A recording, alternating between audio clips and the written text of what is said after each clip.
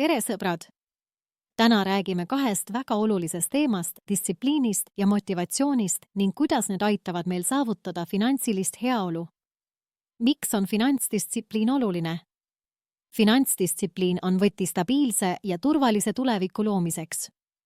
Kui sa suudad järgida oma eelarvet ja kontrollida oma kulutusi, saad raha targemalt hallata. See tähendab, et sa ei satu liigsetesse võlgadesse ja sul jääb ruumi säästa suuremate eesmärkide jaoks, olgu selleks kodu ostmine, reisimine või pensionipõlve kindlustamine. Aga kuidas hoida motivatsiooni? Siin on üks nipikas. Alusta finantspäevikuga, kirjuta sinna oma eesmärgid ja jälgi edusamme. Kui märkad, kuidas samm-sammult liigud oma unistuste suunas, tunned ennast palju motiveeritumalt. Ja ära unusta tähistada ka väikeseid saavutusi, iga edusamm loeb. Inspireerivad lood. Võta inspiratsiooni inimestelt, kes on edukalt oma finantsdistsipliiniga võlgadest välja tulnud või raha targalt investeerinud.